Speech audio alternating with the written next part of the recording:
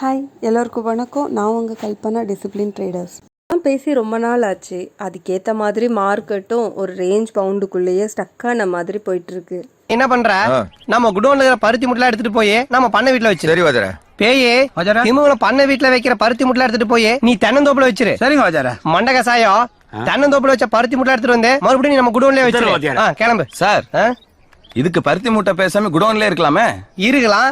இவங்களுக்கு கொடுக்குற சம்பளத்துக்கு என்ன வேலை வாங்குறதுன்னே தெரியலையே. அதான் இன்னைக்கு வீடியோவில் நாம் என்ன பார்க்க போகிறோன்னா, நட்ராஜன்கிற ஒரு பிரதரு என்னோட ஆரம்ப காலத்தில் ஷேர் மார்க்கெட்டில் என்னோட எக்ஸ்பீரியன்ஸ் எப்படி இருந்ததுங்கிறத பற்றி கேட்டிருக்காரு. ஸோ இன்றைக்கி அதை பற்றி பார்க்கலாம். நான் ஷேர் மார்க்கெட்டுக்கு என்ட்ரி ஆகிறதுக்கு முக்கியமான காரணம் என்னோடய ஹஸ்பண்ட் தான். இதுதான் என்னோட P&L. லாஸ்ட் இயர் ஆகஸ்ட் மந்த்லேருந்து இது வரைக்கும் நான் ட்ரேட் பண்ணிகிட்ருக்கேன். என்னோட கேபிட்டல்லேருந்து நான் 1 ரூபி கூட இதுவரை லாஸ் பண்ணது கிடையாது. அன்ரியலைஸ்டு P&L லாஸில் இருக்குது. ஆனால் அதை நம்ம கன்சிடர் பண்ண தேவையில்லை. ஏன்னா அது ப்ராஃபிட் வர வரைக்கும் நான் வெயிட் பண்ணி தான் எக்ஸிட் ஆவேன். என்னோடய ஹஸ்பண்ட் 4 இயர்ஸாக ட்ரேட் பண்ணிகிட்ருக்காங்க. ஆப்ஷன் பையிங் மட்டும்தான் ட்ரேட் பண்ணுவாங்க. அவர் பண்ண கெட்ட விஷயம் என்னன்னா, அப்பா எவ்வளவு கூட்டம் இன்னைக்கு கலெக்ஷன் எகிரி. ஷேர் மார்க்கெட்டை சூஸ் பண்ணது, குயிக்காக ப்ராஃபிட் பண்ணணும்னு நினச்சது, ஒழுக்கமே இல்லாமல் ட்ரேட் பண்ணது, யாரோட பேச்சும் கேட்காம கண்டபடி ட்ரேட் பண்ணது. எந்த ட்ரெண்ட்ல பேசினாலும் எந்த ரூட்ல போனாலும் விடவே மாட்டேங்கிறானே, நான் என்ன பண்ணுவேன்? லாஸ் பண்ணிட்டு அவரும் ஹாப்பியாக இல்லாமல் எங்களையும் ஹாப்பியாக இருக்க விடாமல் எல்லா நல்ல மெமரிஸையும் மிஸ் பண்ணிட்டு இருந்தார். அவர் பண்ண நல்ல விஷயம் என்னன்னு பார்த்தீங்கன்னா, என்ன லாஸ் பண்ணுறோம் என்ன பண்ணுறோங்கிறத மறைக்காமல் என்கிட்ட சொன்னது தான். அந்த விஷயம் எனக்கு உண்மையிலே ஹெல்ப்ஃபுல்லாக இருந்தது அவரை மானிட்டர் பண்ணுறதுக்கு.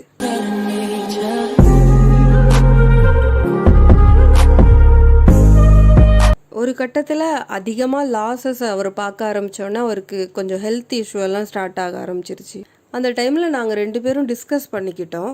லாஸ் மட்டுமே வருதுன்னா உங்களுக்கு ட்ரேட் பண்ணவே தெரியலங்கிறத ஒத்துக்கலாம். ப்ராஃபிட்டும் வருது லாஸும் வருது. ஆனால் நீங்கள் ஒரு ப்ராஃபிட்டபிள் ட்ரேடராக ஆக முடியல. அது ஏன்னு யோசித்து பார்த்ததுல உங்களுக்கு ஒழுக்கம் இல்லை, ஒரு டிசிப்ளின் இல்லை, ஒரு ஸ்ட்ராட்டஜி இல்லை. நீ கேட்ட ஒவ்வொரு கேள்வி என்ன செருப்பால் அடிச்ச மாதிரி இருக்குடா. கால்ஸ் வாங்கி ட்ரேட் பண்ண வேண்டாம். ஒரு எக்ஸ்பீரியன்ஸ் பர்சன் கிட்ட கோர்ஸ் கற்றுக்கிட்டு அவரு கூட ட்ராவல் பண்ணலான்னு முடிவு பண்ணோம்.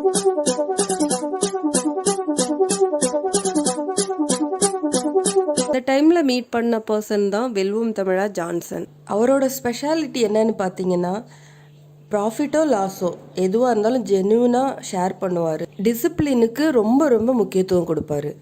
அவர் கூட சேர்ந்து கோர்ஸ் கம்ப்ளீட் பண்ணிவிட்டு என்னோடய ஹஸ்பண்ட் ட்ரேட் பண்ண ஆரம்பித்தார். ஸ்டார்டிங்கில் ரொம்ப கஷ்டப்பட்டார் டிசிப்ளினாக ட்ரேட் பண்ண. அது எங்க இருக்கு நெக்ஸ்ட். அதே நேரம் நிறைய டைம் டிசிப்ளினையும் பிரேக் பண்ணினார். அதுக்கான ரிவார்டு ஜான்சனுக்கு நிறைய டைம் ப்ராஃபிட்டில் டேவை கம்ப்ளீட் பண்ணினார். என்னோட ஹஸ்பண்ட் லாஸில் டேவை கம்ப்ளீட் பண்ணார்.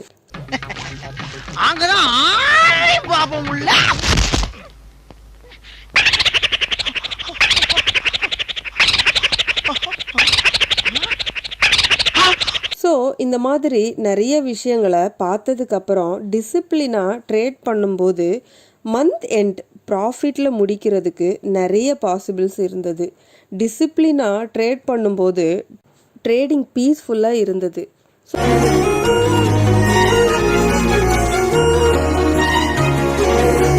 ஸோ இவ்வளோ விஷயங்களை பார்த்ததுக்கப்புறம் தான் அட்லீஸ்ட் எனக்கு கொஞ்சம் ஐடியாஸ் இருந்ததால் என்னோட ஸ்விங் ஜேர்னியை அவர் மூலமாக ஸ்டார்ட் பண்ணேன். இப்போ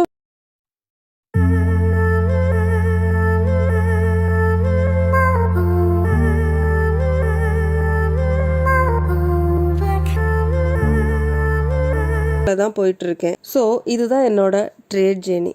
நான் உங்களுக்கு சொல்ல விரும்புகிறது என்னென்னா, விஷயத்தை கற்றுக்கிறது மட்டும் முக்கியம் கிடையாது, கற்றுக் கொடுக்குறவங்க கூட ட்ராவல் பண்ணுறதும் தான் சேஃபஸ்ட் வே. ஏன்னா நம்ம என்ன தான் கற்றுக்கிட்டாலும் மணின்னு வரும்போது நாம் செல்ஃப் கண்ட்ரோலை இழந்துடுறோம். முடிஞ்சிருச்சுல்ல, இனி என் முன்னாடி ஒருத்த நிற்க கூடாது, அவுட். அதுக்கு தான் எக்ஸ்பீரியன்ஸ் பர்சன்ஸ் கூட ட்ராவல் பண்ணுறது பெட்டர் வேன்னு நான் நினைக்கிறேன். இந்த டைமில் 2 விஷயம் சொல்லிக்க விரும்புகிறேன். முதல் விஷயம், என்னோட குருநாதர் ஜான்சனுக்கு நான் நன்றியை தெரிவிச்சுக்கிறேன்.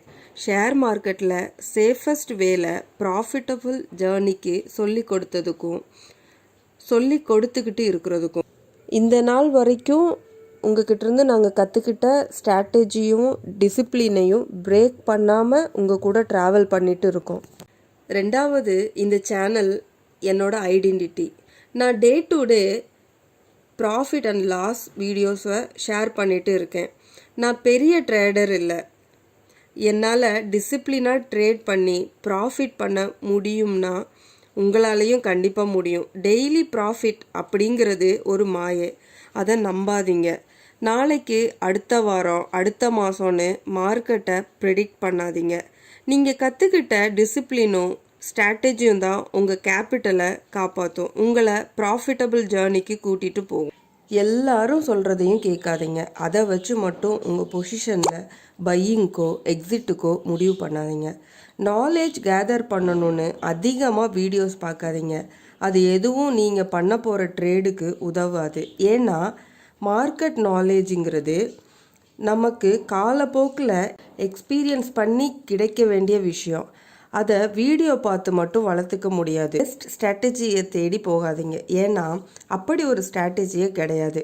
உங்ககிட்ட இருக்கிற நார்மல் ஸ்ட்ராட்டஜியை எந்த அளவுக்கு நீங்கள் ரூல்ஸ் பிரேக் பண்ணாமல் டிசிப்ளினாக ட்ரேட் பண்ணுறீங்களோ அதுதான் இந்த உலகத்திலே பெஸ்ட் ஸ்ட்ராட்டஜி. நாகராஜன் ப்ரோ, நீங்கள் கேட்டதுக்கு என்னோட ஷேர் மார்க்கெட் எக்ஸ்பீரியன்ஸை ஷேர் பண்ணிட்டேன். சாரி, கொஞ்சம் டிலே ஆயிடுச்சு. நீங்கள் சொன்ன மாதிரி அட்லீஸ்ட் யாராவது ஒருத்தருக்கு என்னோட வீடியோ பயனுள்ளதாக இருந்தால் மகிழ்ச்சி தான் எனக்கு. எப்பவும் போல் டிசிப்ளினாக ட்ரேட் பண்ணுங்கள், மணி மேனேஜ்மெண்ட்டை ஃபாலோ பண்ணுங்கள்.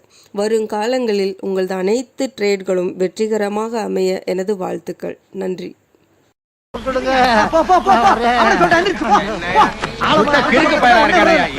பஞ்சாயத்து கூட வீடு போ, வீட்டுக்கு போய் சோத்த போய் குழம்பு வச்சு சாப்பிடுங்க, வேலை வெட்டிய பாருங்க.